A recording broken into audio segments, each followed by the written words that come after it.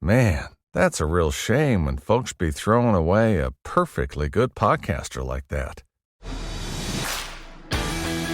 Would you like to learn from those that are taking their lives, their businesses, and their passions to the next level? Best-selling author of Speakeasy and master connector Lou Diamond is here to connect you to some of the most inspiring and amazing people on this planet. Get ready to thrive loud with Lou Diamond.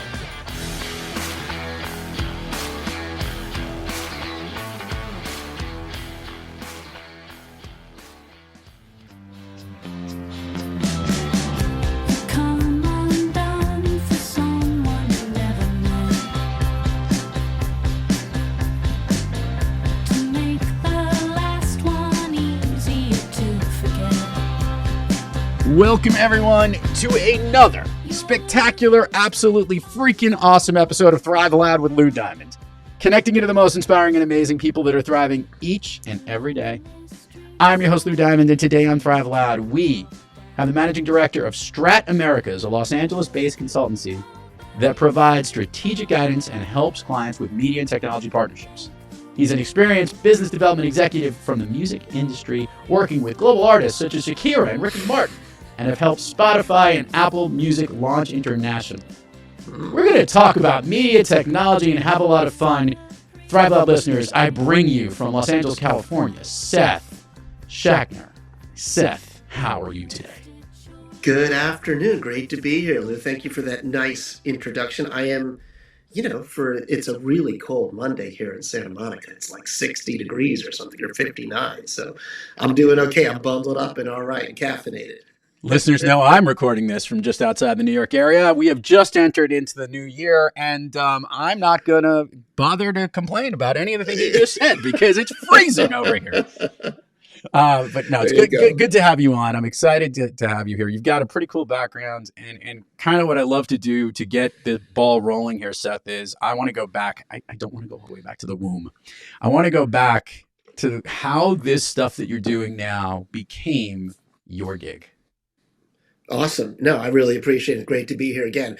I was sitting in a role at a really big tech titan after 11 wonderful years at something that was Sony Music.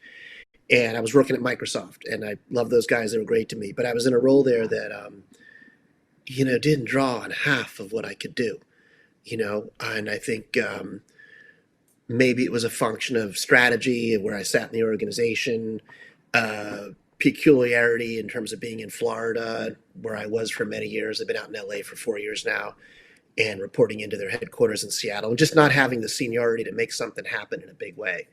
And I kind of looked inwards and was like, why don't I do something on my own and use all the skills, all the knowledge, whether it's doing planning and strategy or working on the line and actually doing things with people and artists and partners, and most importantly, having all these relationships that I built up over a couple decades. Why don't I try something on my own? And that's kind of where it came from, if you will, the genesis of what I've been doing now. And it wasn't a very difficult thing to jump into, if you will. I had plenty of opportunities, people asking me to do projects and work, and I think it required a little bit of a headset shift in terms of just like saying, the gig economy could be for me, if you will, doing consulting work, taking on clients. It's not going to be as formal or as permanent, if you will, as working as an employee in a big place. But it's worked out quite nicely for me. Seth, the space you're in is not only a fascinating one, it's one that's on fire. When you think about how much music has always been an integral part of every aspect of business, but the convergence of media and technology and all the different ways that we connect.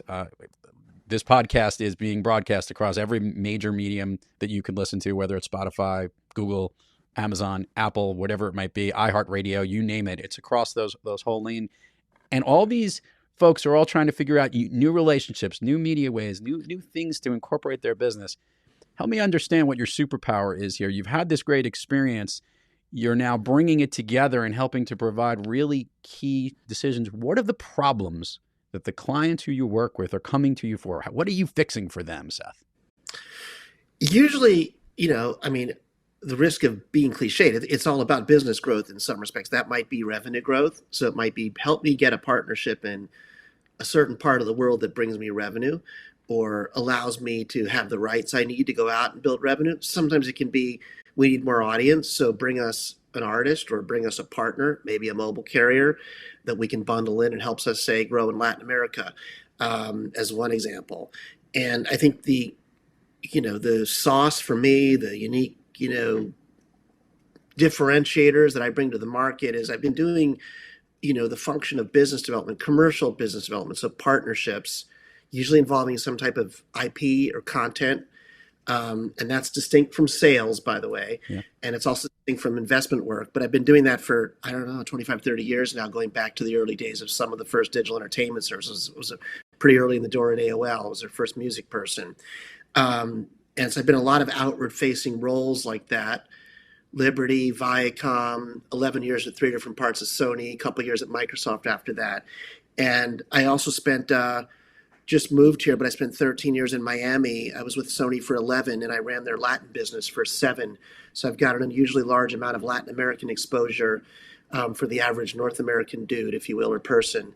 And I think those things have been real differentiators for me, as a consultant in the market. I will tell you that I've tried very much to stay in the functional lane of being what some of you might know who've worked with media companies or tech companies, what an in-house media business development person might do.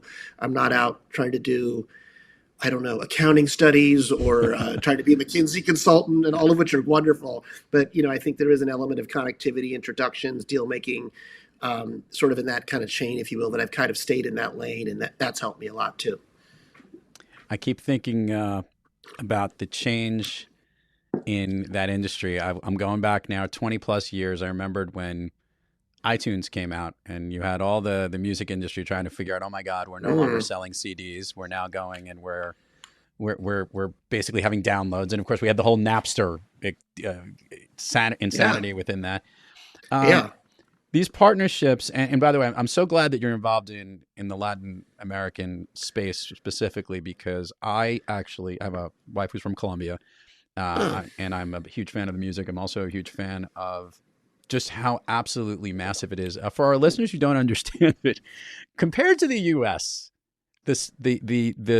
the artists that are performing around the world, or specifically on the Latin American side, it is one of, if not the largest ones out there, it's certainly one of the fastest moving, and they're the most, they listen on all mediums. They're on YouTube. They're in every format are out there. Help paint that picture to give an understanding of how big that market is.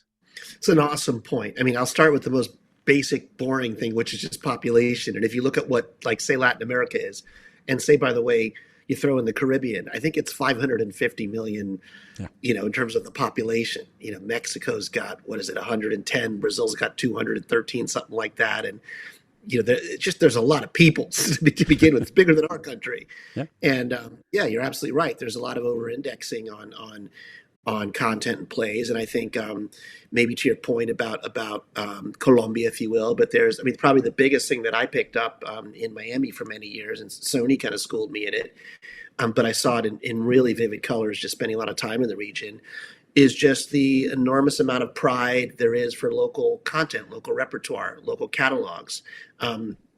Maybe most Americans wouldn't know who an artist, let's just say, Roberto Carlos is from Brazil. He's probably elderly now, but if you look at sales charts, he's right up there with the Beatles in terms of what he's done. Or Vicente Fernandez, who recently passed in Mexico, who's literally like an Elvis Presley or Johnny Cash, if you will, in that country, hero. And these are along with lots of different types of local genres, if you will, of music, are incredibly important to that region. And so I think having that type of sensitivity and understanding is a huge piece, at least for music, to understand what it's all about. And that's even before we get to, you're probably mentioning, the rise of all this pop reggaeton stuff, whether it's Bad Bunny or Maluma or whoever it might be. I'll even go to Juanes, for that matter, who's absolutely ginormous in Colombia as well, or whatever it might be. But continue. Sorry. Yeah, no, he's a really good guy. I've worked with him a lot. I know him as a hardworking dude from Key Biscayne in Miami, actually. And I bet you there was some people would say, "Oh man, he's old school, Dad. He's like Dad's music, or you too, the way he is too." And yeah, but no, the size and scale of things in some of these countries outside of ours, not just Latin America, but India, China, Asia for sure, is enormous. And sometimes people don't appreciate that. They kind of weave it into the American success story of American releases, if you will, and that only gets about half the story, if you ask me. I want to bridge two gaps here about connecting, merging together, and I'm going to use a funny example about this as it relates to music. We'll bring it all home.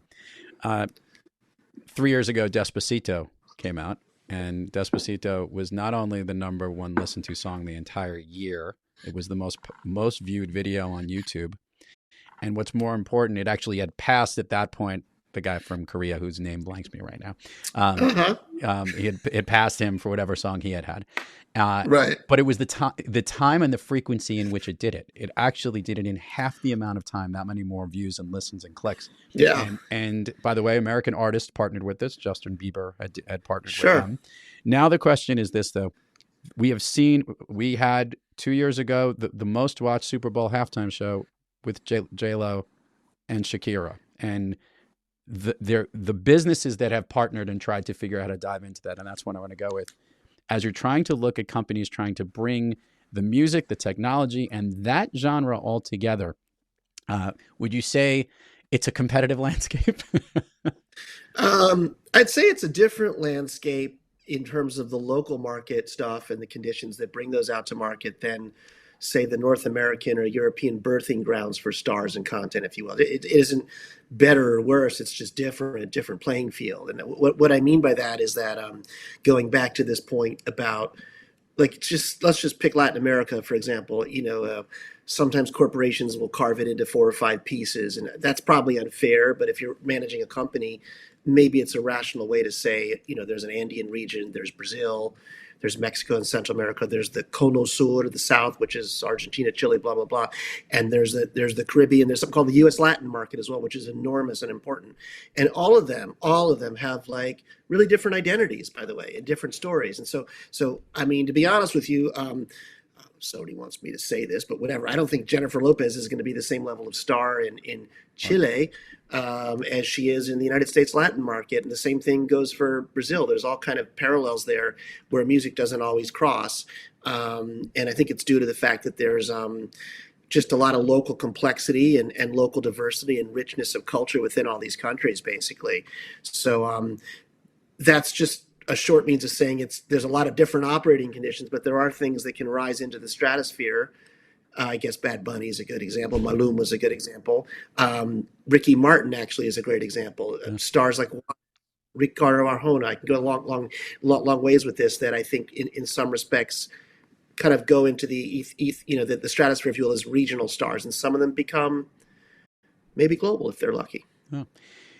The tech space and the media space and helping to find the right partnerships. First of all, the tech space, when I'm referring to that, I'm talking about all the means in which the platforms that continue to change every minute. And, a year ago we would have this conversation and we would just be hearing about the growth of something of TikTok picking up. And now it's just ginormous. And there's all these pressures for all the traditional companies who you're probably helping with the right strategy on how they can play in this space, figure out where the right place to be is, where to go with it.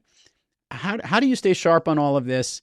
And when you're making the deals, have you seen, is anything different today in putting together business development deals versus the way it was when you first started out? What's maybe been the consistent part of your business and maybe what's changed the most? That's a great question. There's been an enormous amount of change even in the last 10 years in terms of like the complexion of what's really successful. And, a lot of what I do, whether I work on it directly for a client, or someone else does, and I do a different aspect of what a client picks me up to do, usually tracks back to rights. So who owns what and what are they willing to give you? And what can you go out and exploit on what medium and what platform? And, sometimes that can be dictated by an artist contract. Or a repertoire content owner, if you will. And I think in the last 3 or 4 years, with the rise of TikTok and other competitive services, the biggest thing in the market now is just the rise of the connection between social media and audiences and artists, and meaning that deal making doesn't necessarily have to go back to a label or rights holder. It can be some new type of content that the artist creates that is supported by sponsors or advertising revenue or some other type of subscription. And the platforms themselves kind of have to figure out where the licenses need to be locked into, basically. And that's changed the dynamic a lot. I think I think a lot of folks are looking at TikTok now, and I'm pretty sure TikTok's out trying to figure out a way to license so that it can build a spot permanently, if you will, or long-term in the space. I think that's a really new and important dynamic. Snap. I've been working with an app called Smule for about 6-7 years now that is karaoke and social music. And plenty of others, basically, Band Labs, another one, that are all kind of playing in this space, if you will, of social music, collaborative music. And I think the types of tools and licenses and rights they need kind of vary depending on what they're doing. So it's not uniform anymore, and there's a lot of money being made out even in the advertising supported market now as well. I was going to ask a question, but I was going to hold myself back. But I'm just going to dive there for a quick second as a little, like, we'll call it like navigating off the side street. You must deal with a lot of lawyers and a lot of contracts and deals, no? Yeah. I mean, I've been a consultant for 12 years now, and sometimes I will. I mean, what I usually do is my sweet spot in the market as a consultant is like a small to mid-sized company that maybe has some funding to hire me a little bit. I mean, I work on a retained model just for, and I'm sure a lot of my fellow consultants know the distinction between that and any other types of models. And usually, I'm not a lawyer, and so usually they'll pick me up and go, get us to the president. We want to get a deal done. Go as high as you can, and then we'll navigate. So sometimes, but not so often. Actually, I'm more of a biz dev person, and lawyers are good partners. They've empowered me all along the way at Sony and Jive Records, and So anyway. Yeah. When this podcast's over, we're gonna. But I know them though. I know them all though. But anyway, we'll end up playing the business geography game because there's a lot of people in those labels that we'll talk about afterwards who've even been guests on this show. We'll chat after. Right. I love asking this question, but I want to make it very clear specifically. You sit at the bridge in helping companies put together the right advice, the right guidance in a specific niche. What do you like more, Seth? Do you like the new technology? Do you like being around the media? Do you like the content, in this case, obviously the music, the assets? Or do you like just being the one to figure out how to make it all work? I think what has given me the most satisfaction has primarily been able to connect business propositions and help companies grow, honestly, whether it's with artists or enterprise partnerships. And I think there's a lot of value I bring from the Latin markets. Hopefully you're hearing, basically, not exclusive to that. And that's been much more satisfying to me, I think, than anything. And I work, a lot of my practice now is outside the scope of music. I've had clients like IPSY, that's a cosmetics subscription, and Microsoft's been a client for AI, just purely for marketing, and had some really interesting Web3 clients as well. And I think it is more about bringing it together with some guidance. Hey, have you thought about this? Have you thought about that? Let's approach this person, and we can figure out the business model once we've kind of gotten in the door and opened it up and open things up a little bit for you. So that's what brings me probably the most satisfaction. I mean, do have a lot of background in music. I mean, it's funny because I advise students now, and I'm an adjunct professor, and I do always get a lot of career questions from some of the younger students, if you will, and got a lot of personal passion for music. And usually the first thing I say to them is you got to sort of park some of that personal passion at the door or compartmentalize it, because you want to get paid for what you do and build a skill around what you're good at doing. And that may not have anything to do with the fact that you love the new Billie Eilish single. It usually doesn't. I know it did for me. And that's an important thing that sometimes people don't know when they walk in the door. I imagine it applies to film and TV and lots of other mediums as well. So, I love asking guests this question, and Seth, I'm so curious to see where this goes. Look, you've had a thriving career in one industry. You've got a practice of your own that you've been helping to grow, and you're thriving, which means on most days you're kicking on all cylinders. But we all have those days when we're a little off our game. Seth Schachner, when you have trouble thriving, what practice do you seek, or maybe which individual do you seek out to get yourself back on the thriving track? I love to do some exercise, or I've got a lot of places to ride my bike or walk my dogs in Santa Monica. And, we've got beautiful weather and air out here, and it helps me a lot. It grounds me tremendously, basically. And I also like to talk to people all around the country, from all walks of my career. I've got some mentors that I can always draw on. And those days when I've been troubled enough, at least from a professional standpoint, to actually call my old boss, whatever it is, those have been pretty few and far between, actually, because I think I've gotten to a point where I can handle some of it. But I have a great partner who's also an attorney, does something very different from me. She's in special education. We've been together for 30 some odd years. So she's probably the biggest sounding board privately for me. I was at a certain point about 5 years ago, where I was in Miami and I felt I needed to be in a bigger city. And I'll be diplomatic about it. There was a lot of angst around it. Okay. And she probably took most of the angst, but and we figured out a way at a certain point in life to move to a bigger city against the grain of what many of my fellow Americans are doing. Yeah, I was going to say, you're like the one person going against the stream, where basically half of LA moved into South Beach, as I understand it. I heard that. Well, I hope it's going well. I watched all the crypto news and all that. So I love it here. It's a bigger, diverse city.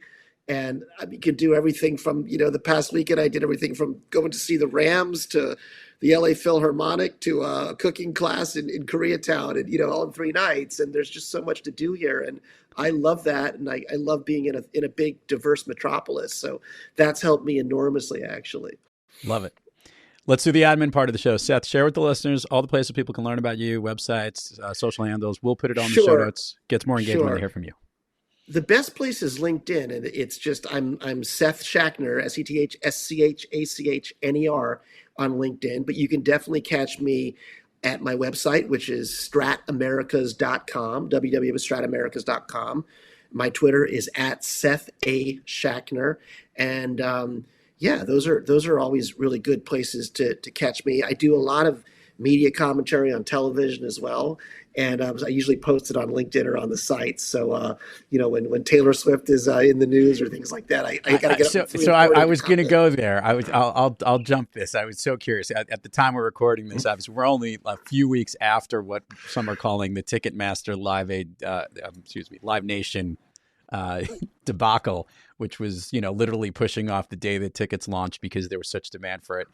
I'd love to hear. I want your take on this. Before we go down Fun Street here on the show. This is, should Live Nation and Ticketmaster be one of the same organization? Is this collusion at its highest form? No, it's not. That's not the key take. I mean, the key thing on this, it's twofold. And I'm probably you're gonna be the first to hear this part of it. But I mean, it's unquestionably an operational disaster of the first order. I think anyone would admit that. They could have anticipated this given the signups and the response rate. They could have staggered ticket sales by market, but so unquestionably it was an operational disaster. However, if you just looked at the graph, you can see it on Ticketmaster's business website of the demand that came through for this. I mean, it would crush anything. So that's the sector.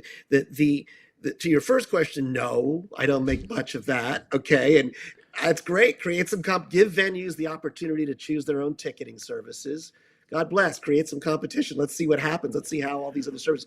The other thing, the biggest thing that no one's talking about, what they should do is go out and focus on these bots and the bot farms. Yes. And do everything they can to eliminate that, whether it's with laws or with technology, because that was what the real issue was. That's it. Several weeks before the and I while I love Taylor Swift and my daughter is a big fan of hers. She's great. I'm a bigger Bruce Springsteen fan, and I witnessed that several weeks before when Bruce's tickets had dropped. And first of all, go listen to Bruce's conversation when he heard how much people had to pay for certain tickets. This guy. Yeah. He was livid with the way the model worked because those bots were driving ticket prices up to 5 digits to go see him, on a performance. Yeah. So I look, I get supply and demand on certain things. I think the issue in that particular thing was they've created such a sense of urgency and an impossible to beat model when you're battling against, like computers and systems and bots that are not only driving up the price, but making the whole purpose of what was supposed to be. It was just basically a way to say, how can we make sure we allocate tickets at one moment? I don't think Yeah. I don't think the goal in the artist, and I believe this, I don't think their goal was to let's make these tickets absolutely the most obnoxious prices that have ever been paid, unless you think otherwise. Correct. No, I mean, for sure. I mean, and I watched the Springsteen. I don't know if it was the same interview. He was interesting because the boss was dancing a little bit, but he did say very, very Yeah. clearly, I want my band to get paid, what they're deserved. And so there are people, by the way, who will pay for these prices. And Yeah. so they were actually trying to do the right thing here, which is they wanted to give their fans a first crack, Taylor did, at tickets. And they also wanted to price it competitively so that it would put more money in the hands of the artists. The artists do set the price and choose the venues. So there's a ton of noise and confusion with people who don't understand how this works. And I don't make much of the idea of some wholesale surgical restructuring of a company. For sure, it's got quirky businesses, but there's some pretty lightweight and simple solutions that could be there. And at the end of the day, I think that is the biggest platform in the U.S. right now for these things.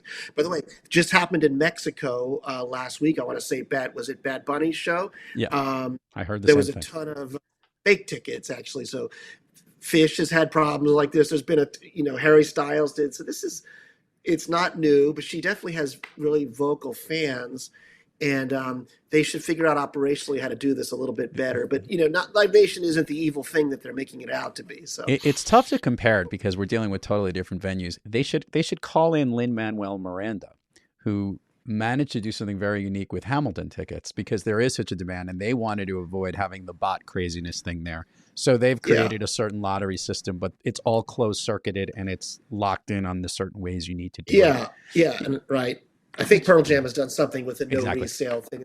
So, but none of these things are perfect, and but they do need to kind of clean up their act in terms of the operations. And from what I'm hearing, there's going to be a congressional hearing next month, and I'm hopeful that you'll hear some interesting ideas around the bots because this whole we could do another podcast, but we didn't really talk about AI and bots and TikTok. But there's a ton of interesting stuff in front of us that is kind of threatening and weird and isn't so positive actually, that people I think need to figure out how to deal with. And it's possible that legal frameworks around it could be helpful actually. So I think Seth, we invite you back next year because when we finally learn how much money Taylor Swift made on this year's tour, and when all those numbers come in, we'll come back and we'll take a look and see how it all works. I think it's a good idea. All right, you ready to do me a favor? We did the plug. Now I would love you to do this. I'd love you to share with the listeners what you shared with me. It was one of your all-time favorite movies. Do you remember what you shared? Just one? I can't do a couple. You can give a couple. Yeah? You can give a couple. It's okay. Oh, man. Apocalypse Now. Carnal Knowledge. American Werewolf in London. How about that? You also said a fun movie. I want to talk about this one because I actually like it a lot. Lost in Translation. Oh, love it. Yeah. That was your suggestion. I'm going by your note, what you put down. Okay. I forgot about this. But why does Apocalypse Now, the one you came to, why did that movie connect so much with you? It was at a point in my life when I was just becoming an adult. My folks took me to see it where I grew up in D.C., this beautiful theater called the Uptown Theater. And it was just of a size and scope and had some historical complexity to it. My father had been in the service during Vietnam, and it just really resonated with me, basically. I hadn't seen something like that, the scenes with Colonel Kurtz and going in to get him, which just was awesome, basically. It's a tough one. I rewatched it not too long ago, and I forgot how amazing it was. And Sheen was pretty awesome in it, too. Let's do the speed round here at Fun Street, and this is how this rolls, Seth. I'm going to ask you something. I want the first thing that comes to your mind. These are things that make you thrive, basically. They lift you up, but I just want the first thing that comes to mind. Don't think too hard about the answer. Okay. Ready? As I'm going to save this one for the end because this one we'll close with. What's a favorite food of yours that's not a dessert? Eggplant. Oh. Favorite dessert? Cheesecake. New York or Italian? Italian. An activity you wish you did more of? Boating. An activity you wish you did less of? Oh. Going to get groceries. An activity you really want to try that you've never done before?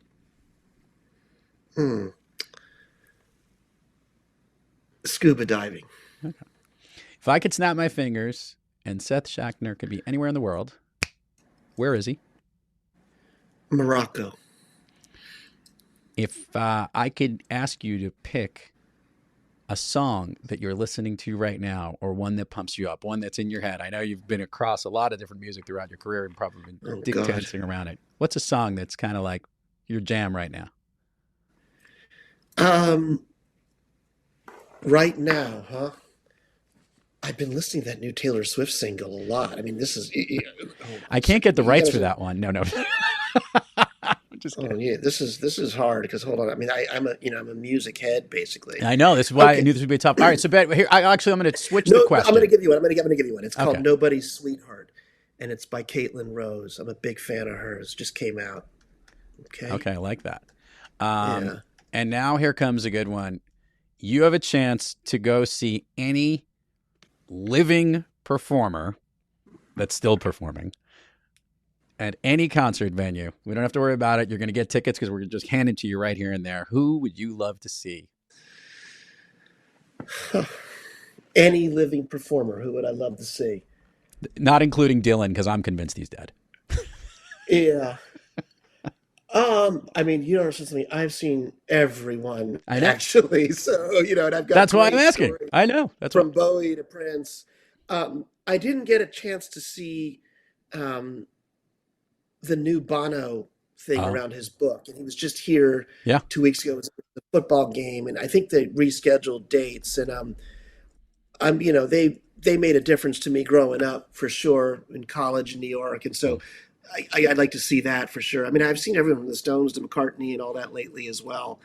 Some really cool bands. Just saw the Mutantes from Brazil. They're so great. I'm really spoiled with music, so I'm not short in that category. Like it. Seth Schachner, everybody check out all the links that we have here. Mr. Strat Americas, we're so glad to have you here. Thank you for coming on the program. This was fun. I enjoyed being on the show. This was cool. This was maybe the best podcast I've done. Well, you did a spectacular job, and thank you for coming on. Really appreciate it. I liked it a lot. Thanks for having me. You got it. And to all our listeners out there, thank you for joining us. Until next time, keep moving onward and upward. And remember, be brief, be bright, be gone.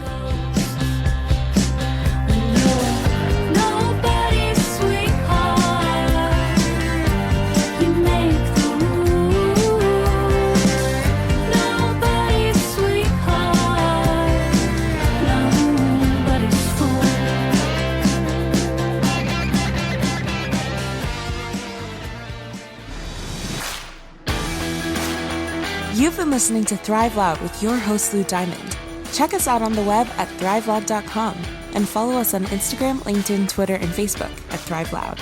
And check us out on the Good Pods app at Thrive Loud, where you can follow, listen, and connect directly to Lou and all of the Thrive Loud episodes. Thanks for listening.